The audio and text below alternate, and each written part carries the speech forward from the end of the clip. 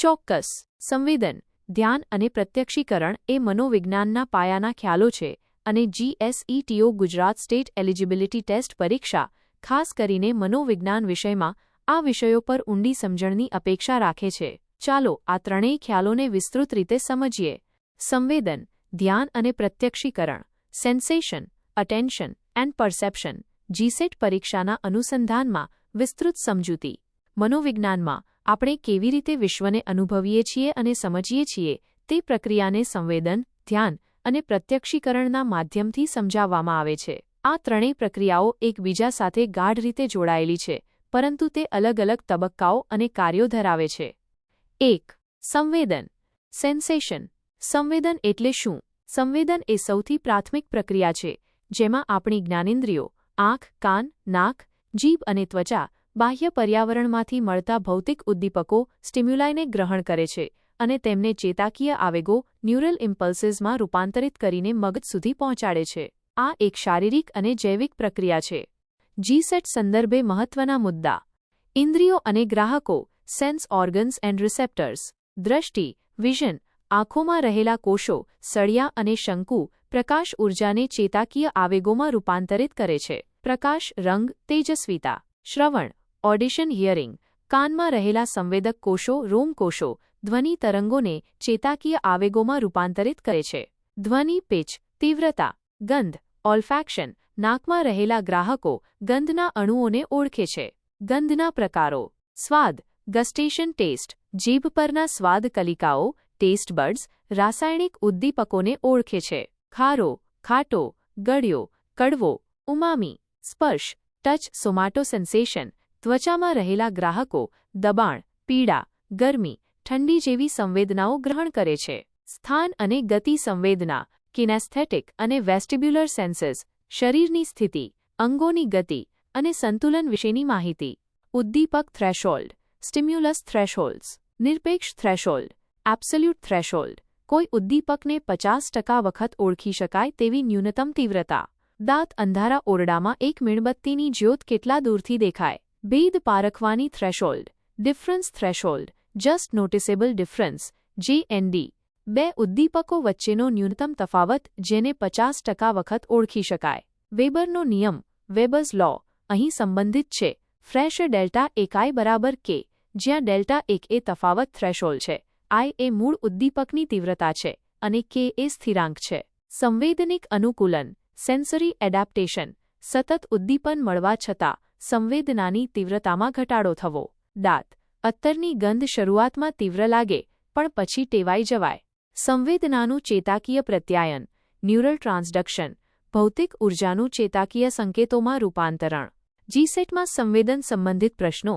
GSETમાં સંવેદન વિશે, ઇન્દ્રિયોના કાર્યો, વિવિધ થ્રેશોલ્ડ્સ, વેબરનો નિયમ, સંવેદનિક અનુકૂલન અને વિવિધ સંવેદનાઓના ચેતાકીય આધાર વિશે પ્રશ્નો પૂછાઈ શકે છે. 2. ધ્યાન, અટેન્શન. ધ્યાન એટલે શું?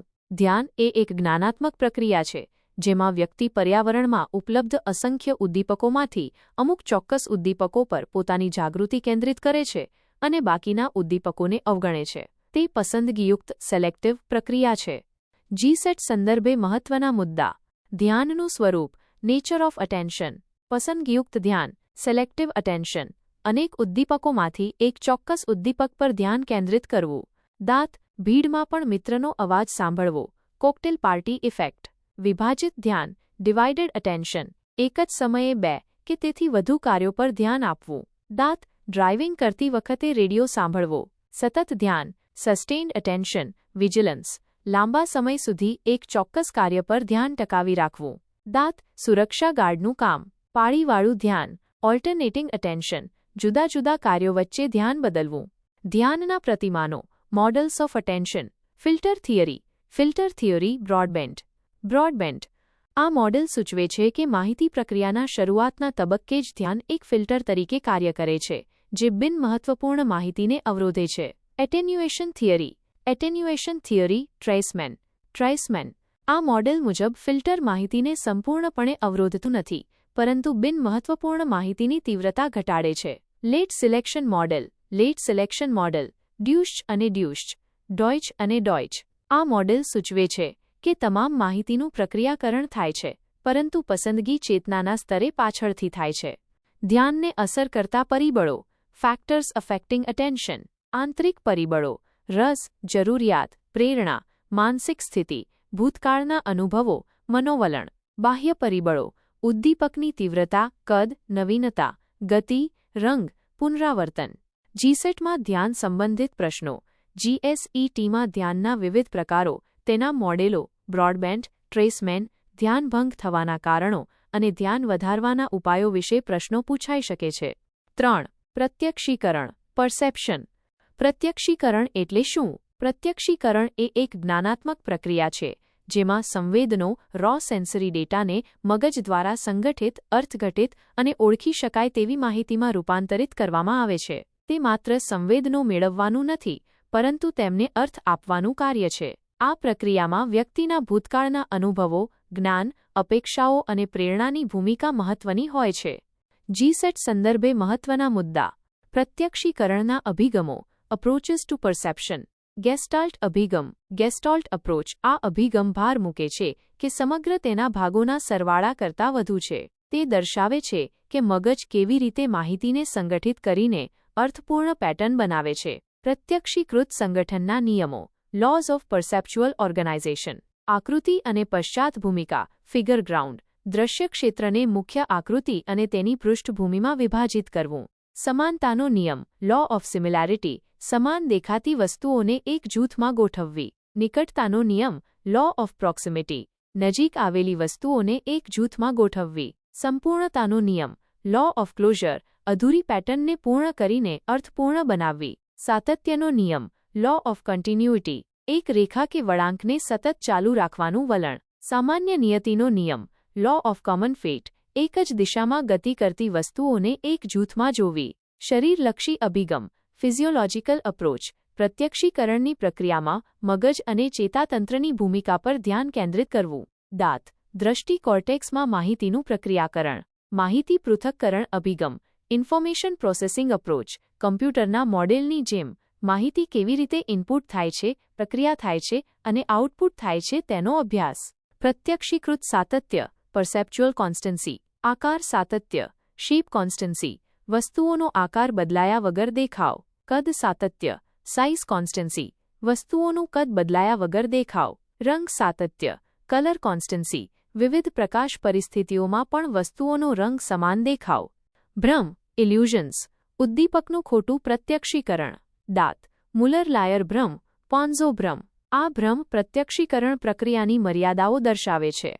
અવકાશ, ઊંડાઈ અને ગતિનું પ્રત્યક્ષીકરણ. Perception of space, depth and movement. ઊંડાઈના સંકેતો. Depth cues. દ્વિનેત્રીય સંકેતો. Binocular cues. બંને આંખોનો ઉપયોગ કરીને. દાંત. દ્વિનેત્રીય અસમાનતા. કન્વર્જન્સ. એકનેત્રીય સંકેતો. મોનોક્યુલર ક્યુઝ. એક આંખનો ઉપયોગ કરીને. દાંત. આંતરછેદ, પરિપ્રેક્ષ્ય, ટેક્સચર ગ્રેડિયન્ટ, સાપેક્ષ કદ, પ્રકાશ અને પડછાયા. ગતિનું પ્રત્યક્ષીકરણ. Perception of movement. વાસ્તવિક ગતિ અને આભાસી ગતિ. ફાઈ ઘટના. પ્રત્યક્ષીકરણમાં પ્રેરણા અને શિક્ષણની ભૂમિકા. Role of motivation and learning in perception. વ્યક્તિની પ્રેરણા, અપેક્ષાઓ અને ભૂતકાળના શીખેલા અનુભવો તેના પ્રત્યક્ષીકરણને કેવી રીતે અસર કરે છે. Signal detection theory. Signal detection theory. આ થિયરી દર્શાવે છે કે ઉદ્દીપકને ઓળખવાની ક્ષમતા માત્ર ઉદ્દીપકની તીવ્રતા પર જ નહીં, પરંતુ વ્યક્તિના નિર્ણય માપદંડ, ડિસિઝન ક્રાઇટેરિયન પર પણ આધાર રાખે છે. દાંત રડાર ઓપરેટર જ્યારે સિગ્નલ શોધે છે. અવચેતન પ્રત્યક્ષીકરણ. સબ્લિમિનલ પરસેપ્શન. ચેતનાના સ્તરે નોંધાયા વગર થતું પ્રત્યક્ષીકરણ. જીસેટમાં પ્રત્યક્ષીકરણ સંબંધિત પ્રશ્નો. જીએસઈટીમાં પ્રત્યક્ષીકરણના સિદ્ધાંતો, ખાસ કરીને ગેસ્ટાલ્ટ નિયમો, પ્રત્યક્ષીકૃત સાતત્ય, વિવિધ પ્રકારના ભ્રમ, ઊંડાઈના સંકેતો અને સિગ્નલ ડિટેક્શન થિયરી વિશે વિગતવાર પ્રશ્નો પૂછાઈ શકે છે. સંવેદન, ધ્યાન અને પ્રત્યક્ષીકરણ વચ્ચેનો સંબંધ. આ ત્રણેય પ્રક્રિયાઓ એકબીજા સાથે સુસંગત રીતે કાર્ય કરે છે. 1. સંવેદન. પર્યાવરણમાંથી કાચી માહિતી, રો ડેટા મેળવવાનું પ્રથમ પગલું. 2. ધ્યાન. આ કાચી માહિતીમાંથી કઈ માહિતી પર ધ્યાન કેન્દ્રિત કરવું તે પસંદ કરવાનું કાર્ય. આપણે બધી જ સંવેદનાઓને પ્રત્યક્ષીકરણ કરતા નથી, પરંતુ જેના પર ધ્યાન આપીએ છીએ તે જ પ્રત્યક્ષ થાય છે. 3. પ્રત્યક્ષીકરણ. પસંદ કરેલી ધ્યાન દ્વારા સંવેદનાઓને સંગઠિત કરીને, અર્થઘટિત કરીને અને તેને અર્થ આપીને વિશ્વની સમજણ વિકસાવવાનું કાર્ય. ઉદાહરણ તરીકે, તમે એક ફૂલ જુઓ છો. સંવેદન: તમારી આંખો, ગ્રાહકો ફૂલમાંથી પરાવર્તિત થતા પ્રકાશ ઉદ્દીપકને ગ્રહણ કરે છે અને તેને મગજમાં મોકલે છે. ધ્યાન: જો આજુબાજુ અન્ય ઘણા ફૂલો કે વસ્તુઓ હોય તો પણ તમે આ ચોક્કસ ફૂલ પર ધ્યાન કેન્દ્રિત કરો છો અને અન્ય વસ્તુઓને અવગણો છો. પ્રત્યક્ષીકરણ: તમારું મગજ પ્રકાશના સંકેતોને સંગઠિત કરીને તેને લાલ ગુલાબ તરીકે ઓળખે છે. આ ઓળખમાં તમારા ભૂતકાળના ગુલાબ વિશેના જ્ઞાન, તેના કદ, આકાર, રંગ અને ગંધનો સમાવેશ થાય છે. જીસેટ તૈયારી માટે સૂચનો. મુખ્ય વ્યાખ્યાઓ યાદ રાખો. દરેક ખ્યાલ, સંવેદન, ધ્યાન, પ્રત્યક્ષીકરણની સ્પષ્ટ વ્યાખ્યાઓ અને તેના પેટા પ્રકારોને યાદ રાખો. સૈદ્ધાંતિક મોડેલો સમજો. ધ્યાનના ફિલ્ટર મોડેલો, બ્રોડબેન્ટ, ટ્રેસમેન અને પ્રત્યક્ષીકરણના ગેસ્ટાલ્ટ નિયમો પર ખાસ ધ્યાન આપો. ઉદાહરણો દ્વારા સમજો.